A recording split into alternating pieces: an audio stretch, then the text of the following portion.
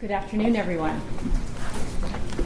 Thank you so much for joining us this afternoon. I'm Megan O'Sullivan. I'm a professor of practice here at the Kennedy School, and it is my pleasure to welcome Professor Dirk Vandewalle here to the Kennedy School, and my pleasure to welcome you all to hear him speak today. As you will know from having read a little bit about Professor Vandewalle, he is, I would say, really one of the foremost experts on Libya. He's not somebody that just came to Libya when it is interesting and popular to know things about Libya, and we were just talking about traveling to Libya, how many requests he's getting, people who want to go to Libya, probably suddenly. Professor Vandewalle has actually worked on Libya for more than 25 years. And I first got to know him in the context, I was writing a book on sanctions in the 1990s, and I was looking for people who really understood the domestic complexities of Libya. And he was the most helpful and knowledgeable person that I came across at that time. He is visiting us from Dartmouth, where he's an associate professor of government there. He also is an adjunct professor at the Tuck Business School there, teaching what he was just describing to me, a course on basically Arab business practices and doing business in the Gulf. He has spent an awful lot of time in Libya, and a lot of that has been recently. He worked for Ian Martin, who was the UN rep in Libya in the summer of 2011, and has been traveling back and forth to Libya, involved in a variety of projects, including setting up an academic institute there. He's got a great book that has stood the test of time called The History of Modern Libya, and I understand he is working on another book coming out this year about Gaddafi. So that at least you have an end point for that one. Sometimes it's hard to write on a moving target. Inshallah. Inshallah. He's not the only Gaddafi, that's true. In any case, what I've asked him to do is speak to us today for about 30 or 40 minutes, share some thoughts about Libya and where things are going today, and then we'll leave plenty of opportunity for discussion. So please join me in welcoming Professor Vandewalle. Well, thank you, first of all, Professor O'Sullivan, for that very kind introduction, and thank you all for coming. As Professor O'Sullivan said, I've spent a good amount of time in Libya throughout my life, and certainly as a political scientist, to actually be able to see what was happening in the country that you've studied for so long and you've speculated about for so long has been a very, very interesting last 2 years for me. And there's, of course, been an enormous amount written about Libya and the international press, certainly during the Civil War and a bit beyond that. In a sense, there are a number of ways of looking at Libya, I think. And if you read a lot of the international press reports and you see these kinds of tiny elements of chaos, or sometimes major pieces of chaos that take place in Libya, it's very easy to get discouraged about the country. I just want to kind of point out by means of threshold, by means of background, that when you think about Libya, the worst has not happened.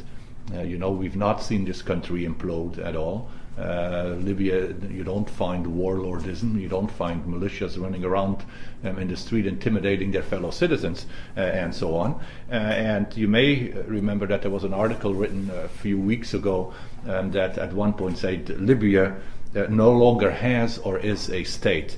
And I think I could not disagree more with anything that has been written about Libya, because one of the points that I will try to make to you today is that I think, particularly if you think of it from a state-building point of view, that Libya has actually done reasonably well since the revolution, particularly, of course, keeping in mind the kind of history that this country has gone through, and I'll bring this in a little bit later in my talk. Nevertheless, I certainly do not want to underestimate the difficulties that the country faces. One of them I'll come back to is that if you think in a Weberian sense, the state, those in charge of the state, still do not have a real monopoly of violence.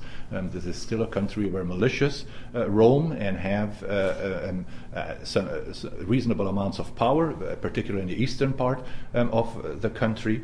And certainly, I think, when Ambassador Stevens was killed, it showed to what extent this remained a chaotic environment. Indeed, I think what the death of Ambassador Stevens showed more than anything else was how a vacuum of power had been created, particularly in the eastern part of Libya, that had very slowly spread really beyond the country into Mali and so on in the neighborhood.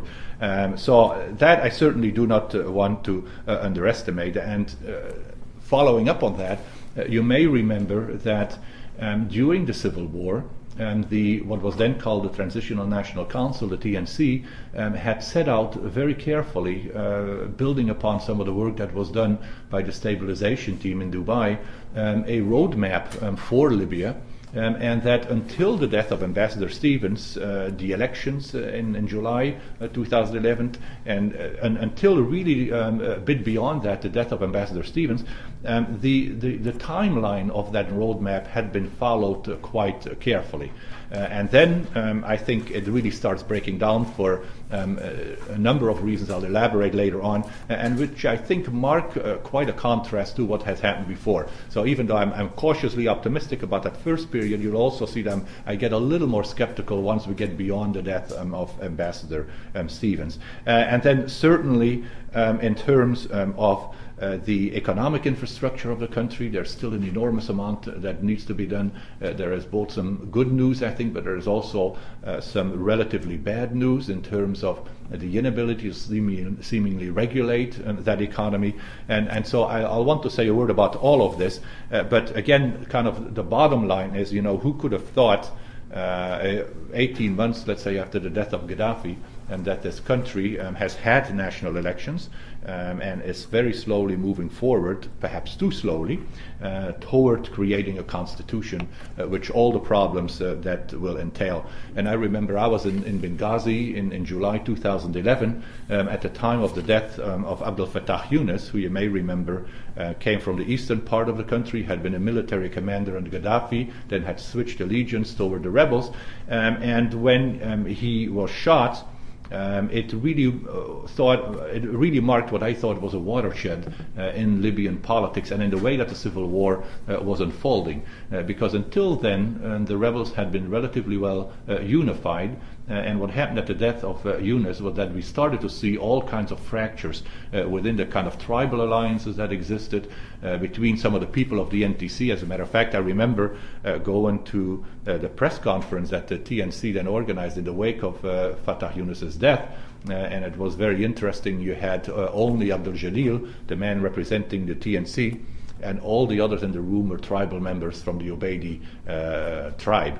And that really, in a sense, I really thought at that point I came back to the United States, then to talk to Ian Martin to give him a report on my visit to Tripoli. And I must say I was quite pessimistic at that particular point in time. I really thought, that this would really kind of build up into a real conflagration between the different sides, and that indeed we really would have seen a civil war, in a sense, without end. And I say that because, of course, having studied the country for so long, I was perfectly aware of the legacy that the Gaddafi regime had left, although not quite as much as I found out later on. And I'll come back to this because particularly I think in terms of the economic management of the regime, we didn't know we didn't really know what had happened during particularly those last years that in a sense made the economic situation a lot more dire than anybody had expected or had analyzed at that time. And certainly the legacy of that Gaddafi regime, as you're all aware, was really very bad, both economically speaking, but also politically and socially. This was a regime that had very systematically used classic divide and rule policies to keep itself in power, and more importantly, had used the power of the purse, so to speak, of resources to make that possible. But again, there is no real doomsday scenario that we've seen in Libya so far. Certainly, a lot of what I predicted, what I wrote about earlier about Libya has come true. There is a good amount of instability. There is regulatory weaknesses. There are institutions simply that non-exist, that really have to be created. Tabula rasa, as the Arabs said, in Libya it was really ala balat. You really started from nothing at all. So again, keep that in mind, and I realize, particularly again in the international press, there's an enormous amount of impatience that this country really should have been much further along, that it should have had a constitution and so on by now. But again, in light of all the fissures that existed within that society, again, I think they've done relatively well. And so what I would like to do for the rest of my talk is to kind of talk both about the good and the bad in Libya, and kind of overall, I think, draw a picture that is, I would again argue, cautiously optimistic. I think we all realize there are many, many more things that can go wrong in Libya, but nevertheless, there is also quite a bit to build on, and certainly it is true that in many ways the kind of optimism that existed prior to the elections last year, that a lot of that optimism has somewhat dissipated. That once the elections were over, the rubber hit the road, so to speak, and it was clear that this was a political system, despite all the help that it had gotten from the international community in organizing these conferences, was not really truly ready yet, for a large number of reasons, to move forward as expeditiously as we had all hoped. Now, of course, the classical conundrum that the Libyan government has faced is indeed a classical one. That is, you have on the one hand a government that needs to move from a highly authoritarian regime, which had systematically done away with just about all expertise that existed in the country, had destroyed modern state institutions, and hopefully move toward a somewhat democratic regime in a limited amount of time, and in the wake of a civil war that had really shown that there were fissures, even though they didn't really become very powerful or powerfully expressed during that civil war. They certainly linger on until today. And the big dilemma, of course, for that government has been that this is a government that has relatively little capacity, but on the other hand is faced with an enormous amount of challenges, and is faced really with multiple tasks without really having the capability of doing much about any of them in the short term. On the other hand, reinforcing that, I think it has not had really the luxury to stagger some of these tasks. It faces all of these simultaneously, and certainly demands from Libyans, from society at large, has been very high, perhaps expecting too much from, again, a relatively weak government. And so the question, or the difficulty, I think, that the Libyan government has faced is, what do you do first? And it truly is a chicken or egg situation here.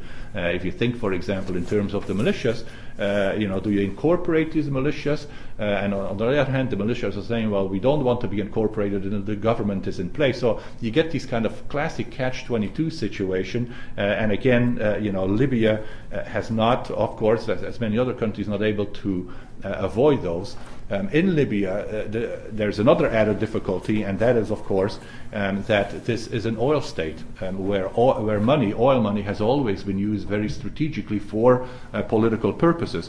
And so a couple of the problems, for example, or to what extent the handouts that the new government has given to these militias, for example, at what point do those become entitlement, encrusted entitlements that you can no longer remove? And secondly, how can you really, and much more powerfully and much more importantly, how can you avoid the recurrence of these kinds of patronage patterns that ultimately sustained the Gaddafi government, and that, as we know, in most oil states that go through these kinds of upheavals tend to reconsolidate themselves relatively quickly. So these are some of the issues that they face, the conundrums that they face, the dilemmas that they face. And let me say a little bit about what I see as 3 or 4 major areas of remaining problems, and I realize I could kind of recite a litany of challenges that Libya is going through, but I think these 3 or 4, in a sense, are really the most important ones. They kind of vary in terms of importance among themselves according to kind of the particular time period you talk about, but nevertheless, I think they are at the core of what the government faces right now. And the first one, very much so, remains, again, linked to that monopoly of power. The fact that you have these militias that continue to exist in Libya, Very few of the militias have actually given up power, roughly about a dozen or so, and the number of militias is open to question, but there are at least another 200 remaining, perhaps as many as 300 or 400, depending on how you define a militia. And I think to us, looking from the outside, it's easy to question, why is it that these militias simply don't disappear? Why doesn't the government simply do away with them? But of course, first of all, as I said, this is a government with relatively little capacity yet at this point.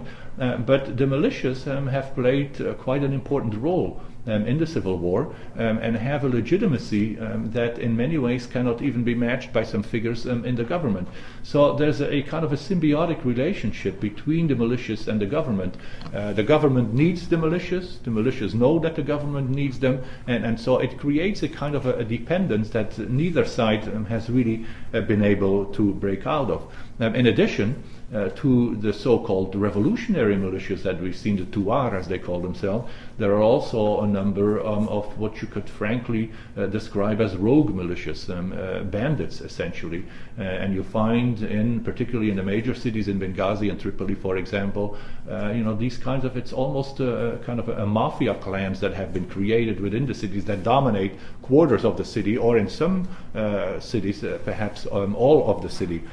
So it's a very difficult problem for the government. It's very difficult to remove them. There have been all kinds of attempts to bring them into the security sector. Some of them have been sent out to be retrained as a policeman. Some of them have been brought into kind of the embryonic army. Remember, Libya never really had a national army, going all the way back to its creation in 1951. But again, the national army is still very weak. It's still very unprofessional.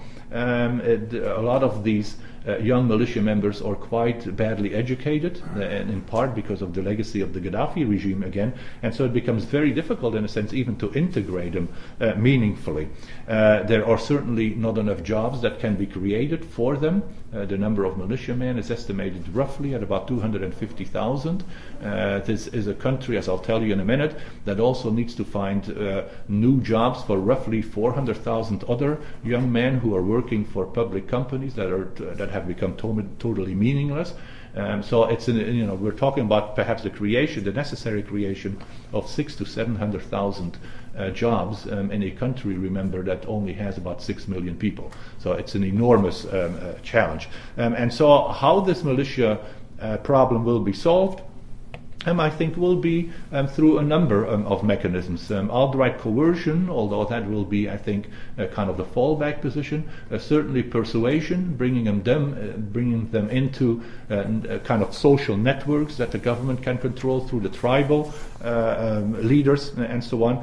But again, also, I think, to a large extent by patronage. And you've probably all seen that the Tuareg and the families of the Tuareg have enjoyed extraordinary largesse under this new government. The problem I'll come back to a little bit. One other solution that the government attempted was to create an alternative security sector apparatus to the militias called the Supreme Security Council. And unfortunately, it turned out that SSC was as much a problem as a solution. Very quickly, the top members of the SSC were caught up in all kinds of extortion rackets, and so all the the traditional problems again you have in a country in which there really is no ultimate control yet. So these problems of the security sector remain real legacies, in a sense, of the chaos that erupted as soon as the Gaddafi government disappeared, and it hasn't been made easier by the fact that the ministers of the Interior and Defense, for example, have been handed over to tribal members who, of course, represent the interests of their tribes primarily, and those affiliated with their tribes, and not the country as a whole. So that, I think, is really the major problem remaining in Libya. And frankly, I think for the foreseeable future, if you think, for example, how long it takes to create a professional standing army and I was at a Iran conference where we went through this kind of very systematically. The average figure for creating moving people up in ranks and so on in a standing professional army is anywhere from 15 to 25 years. Now, you can do some shortcuts and all of this, but it gives you a little bit of an idea of the dimension of a problem that Libya, as a kind of an unincorporated society, really still faces. The second problem, I think, that Libya continues to face and will remain a problem for quite a bit into the future is the whole issue of transitional justice, reconciliation, and human rights. Remember that there are still roughly 7,000 prisoners in Libya at this particular point in time that are held without any kind of accountability. And again, the government, first the TNC, the Transitional National Council, and then the government, after it was elected, has moved very slowly because this is an incredibly sensitive issue. Some of these 7,000 were, of course, Gaddafi regime types, but some of them have not been. And so it's been very, very difficult to account for what some of these people are, the kind of treatment that is meted out to them. And it also points at the enormous problem of judicial reform beyond purely the reconciliation issue that the government faces. Now, these are issues, frankly, that are not simply related to human rights by themselves or reconciliation, but are ultimately also political and economic issues, because a lot of these people were technocrats that worked, and certainly that worked for the Gaddafi regime, obviously, but that it also needed, and in the new Libya, if there's one thing that Libya needs, it's really a number of technocrats, again missing in a society that was largely bereft of any technocrats. Remember that most well-educated Libyans had already left the country. More than 100,000 had left Libya during the Gaddafi regime, for obvious reasons. The government, in return for all of this, has created two bodies to deal with this so far. One of them is called the Integrity Committee, and that is a committee that must decide who is politically acceptable. So if you run for office in Libya, the Integrity Committee will decide whether or not you are suitable for office. The criteria on which that happens is not always very clear, again adding to the confusion. And then the other attempt to come to terms with this has been what is called the political isolation law, and that is now being debated before the National Congress. Again, very imperfect. Political isolation law essentially argues that anybody who worked for Gaddafi in a certain capacity should be removed from public life.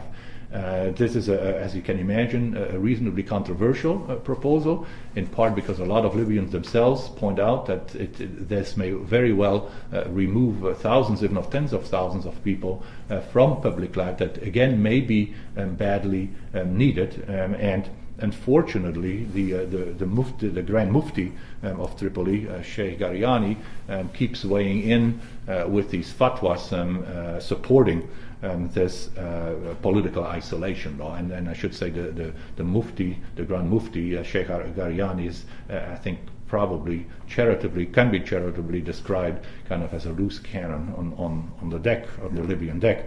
And unfortunately, he has been interfering in a lot of these issues as well. But then beyond that, beyond these issues of justice, reconciliation, whatever happens to the political isolation law and so on, is the fact that Libya has never really faced the issue of what it means to be a Libyan citizen, and that there are literally tens of thousands of Libyans, Tuareg, Tubu, in the southern part of the country, that for all practical purposes have no citizenship, and it's kind of a festering issue that the country will also will need to face. The third major issue that I see for Libya really deals with its political system. And of course, I'm a political scientist. I tend to focus, perhaps overly focus, on this. But what we've seen, first of all, the 7 July elections of 2011 were, I think, a major step forward, truly a threshold in terms of thinking about building a political community in Libya. But they also indicated, and particularly the campaign leading up to the elections, really indicated how immature a political system that really remains, really until today, I would argue. For example, during the campaign, which only lasted 3 weeks, we saw no real clear political agendas and platforms that emerged in Libya. There were some issues that popped up, Islamists versus non-Islamists, and so on, but no real articulated political problem.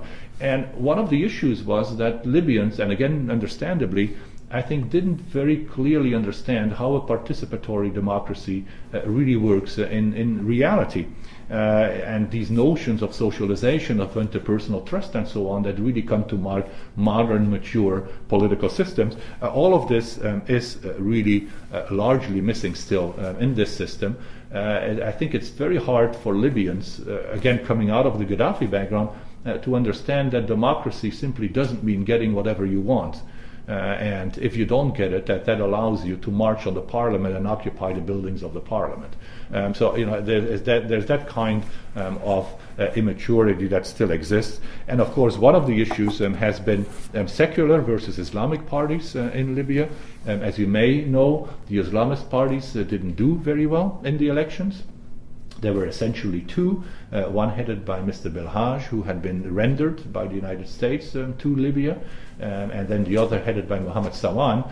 And both, as I said, didn't do very well, but I think that was in part because they had really no time to organize, had been violently repressed during the Gaddafi regime. So my hunch is that the Islamic parties will perhaps come back, or will emerge, I should say, much more powerfully. Certainly we've seen all kinds of indications that they are starting to organize, and perhaps organize better than the secular, and you have to use secular somewhat circumspectly in Libya than the secular parties. Now, the big issues that exist within that political system and that are now really kind of burning issues at this particular point in time are really twofold. The first one is the issue of federalism, and to what extent federalism should become the political formula for that new constitution, or rather than federalism, whether you should have decentralization. And it's really along those two poles, decentralization, federalism, of course, going back to the 1951 constitution that Libya had, and for some reason that is very hard to fathom, that 1951 constitution in Libya has somehow become a holy document that everybody refers to, even though, of course, by 1963 it was already proven that it was totally inadequate to deal with a modern state, and particularly with the responsibilities, the financial responsibilities between the different parties. But because the federalist issue has not been solved, you may remember that initially the TNC had decided that as it moved forward along that timeline that I described, the roadmap, that after the elections there would be 60 days before a constitutional assembly would be appointed by the General National Congress. 2 days before the elections, the TNC decided to change that from being selected by the GNC to being elected by the different provinces themselves. And that Article 3, or Amendment 3 to Article 30 of the Provisional Constitution is what is really the big stumbling block here. Now, they have decided, as you know, the decision came last week, and they have decided to elect the representatives to the Constitutional Assembly 2020 from each province. But that, of course, means, and again, this goes back to the 1951 Constitution, but that again means that if you think about the mechanisms for organizing elections, they just voted the organizing body into power again a few days ago. But from a practical point of view, and I follow this very closely with the Carter Foundation for the first elections, it really means that for all practical purposes, we're very unlikely to really see a constitution in Libya within the next year or so.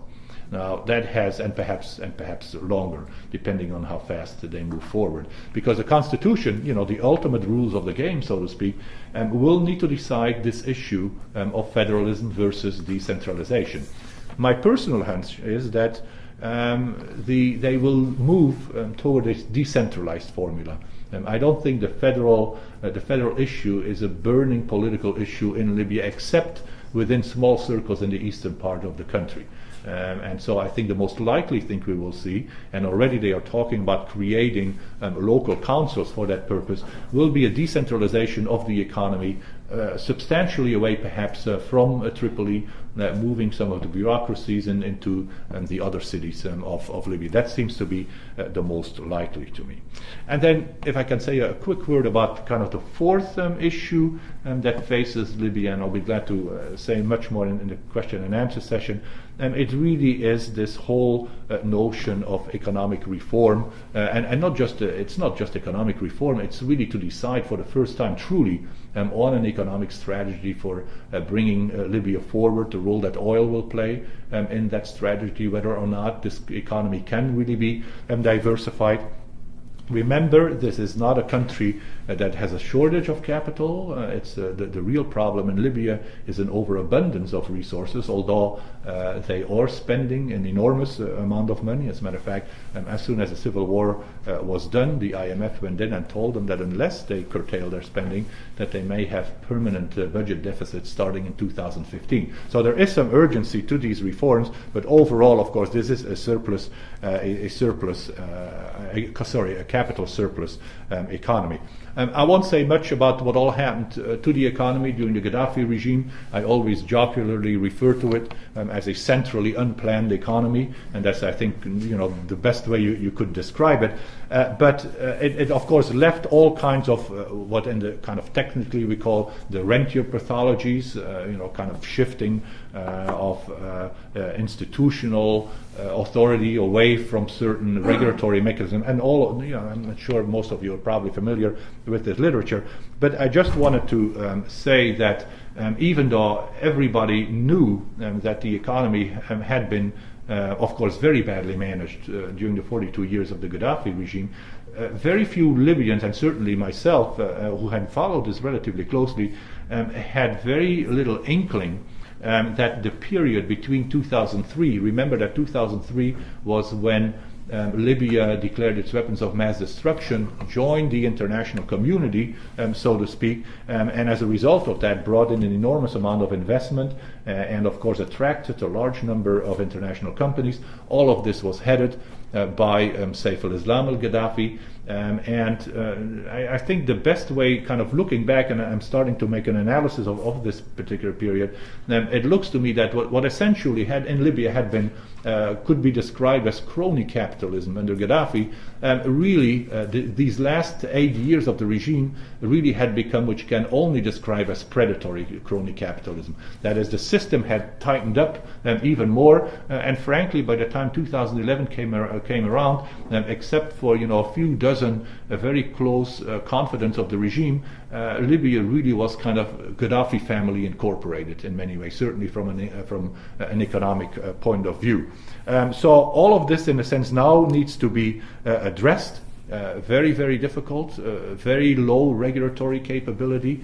For example, I've been working on a project that looks particularly on the Libyan Investment Authority and the role of the central bank. Major issues there. You really literally have to create new regulatory mechanisms because they have never existed and so on within these organizations. Very, very difficult to do. And I should also say, and this makes me pause a little bit, that the Libyans so far have not been terribly forthcoming on creating these institutions that could bring greater accountability, in part because I'm afraid this new General Congress has also used patronage, handing out of money to a large extent to kind of propel itself forward, understandably, of course, because the Tuar had all kinds of needs and so on. A lot of young men got injured in the war, and so you do need to do something. But if you realize that the first budget that the new government came up with, a budget of 60 billion dinars, and that of that 60 billion dinars, 15 billion were entitlements. It gives you a little bit of an idea of the scope of what we're talking about and of the problems that this country will continue to face. A very quick word about what I think the positive developments have been in Libya. Certainly the elections, first of all. after having had no history at all of elections, the creation of the higher National Electoral Commission that was just recreated now for the Constitutional Assembly, and that really acted very, very professionally, brought in roughly 27,000 observers altogether to follow the proceedings, by all standards, a real success. Then the handover that we saw from the TNC to the General National Congress, certainly also a major step forward, again, all according to the roadmap that they had set out more than a year before that. And then we've seen kind of a number of stumbles. You saw the election of Prime Minister Abu Shugur, who then was replaced very quickly by Ali Zidane. In part, and actually from the outside it looks like another element of instability, but in reality when you look from the inside it was quite clear that Abu Shugur and the people that he had elected to become his ministers really wouldn't have been able to move a very good development program forward, either politically or economically. So I think the election of Zidane was more or less the realization by Libyans that they needed a more representative government, so to speak. The emergence of civil society has been truly remarkable in Libya. The growing importance of local councils that have been created, the debate that we've seen on decentralization, which has been really healthy, the emergence of local governance laws has been very impressive. Certainly, as I said, the loss of support for the Federalists has been very positive, and of course we shouldn't forget kind of the return to normalcy in everyday life that for average Libyans certainly has been very important, and I think has yielded a good deal of legitimacy for the government in Tripoli. Oil has again been an integrative force in Libya rather than a divisive force, much as it was during the period of the kingdom. Everybody realizes that this is, so to speak, the cash cow that you don't touch, that it's needed by all the provinces, even though they may disagree over how relatively much they should get from that cash cow. Nevertheless, they certainly want to preserve it. The other things that I think have been really quite wonderful in Libya has been the willingness to think through, together with a number of international partners, about a number of very, very complicated issues, including elections, including thinking forward about the development plan, which unfortunately is not there yet. But all of this, I think, has been done with what I would consider quite good leadership, and I think to some extent Libya has really been blessed by that. Not only people like Jibril and Abdel Jalil and so on, but for example also the Minister of Health, Hamarouche, a very, very,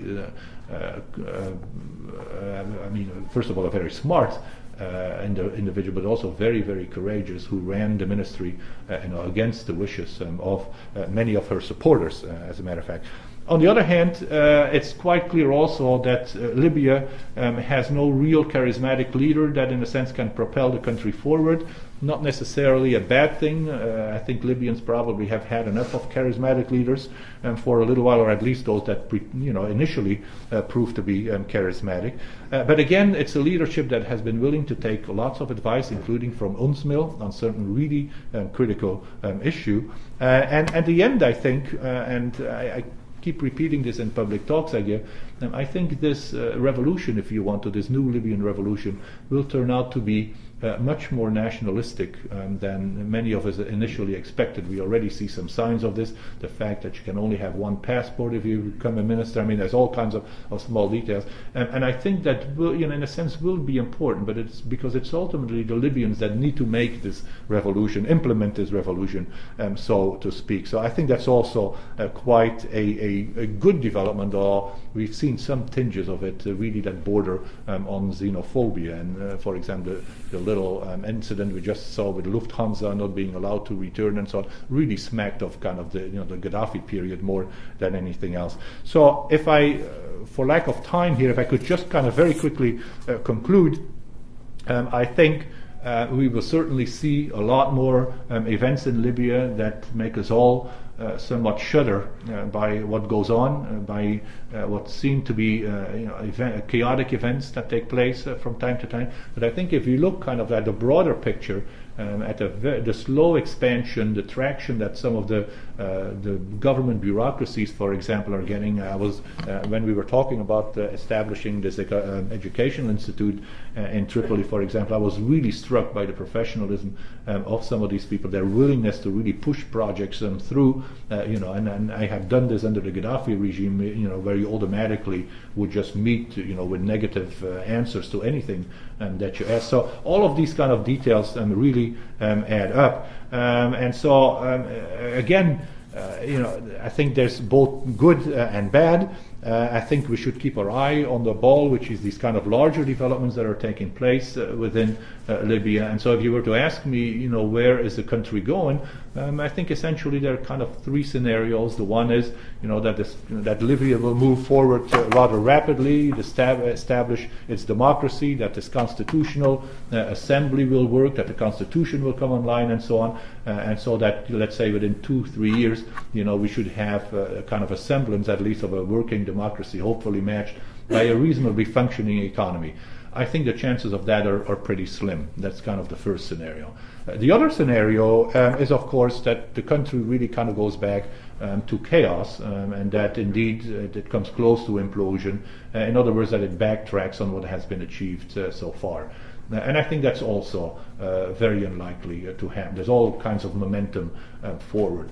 So I think the likely scenario is the scenario that we've seen so far, and that is we'll probably see a Libyan government that will muddle through for the foreseeable future. And when I mean the foreseeable future, I truly mean the next 5 to 10 years or so, before all these institutions really can be put into place that are needed to really provide kind of an articulated political system.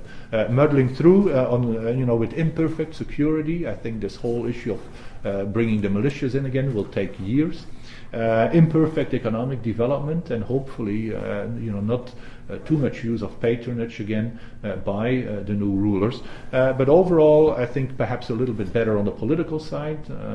I think there is a good chance that Libya will develop a political party system that will be responsible and will guide the country toward a form of democracy. But overall, I think a country where, in a sense, the center holds together and will hopefully keep itself together for the foreseeable future. So that's what I call a kind of a cautiously optimistic scenario for Libya. Realizing that many things obviously can still go wrong, but nevertheless, what I would argue, a very slow progress forward. Thank you. Thank you.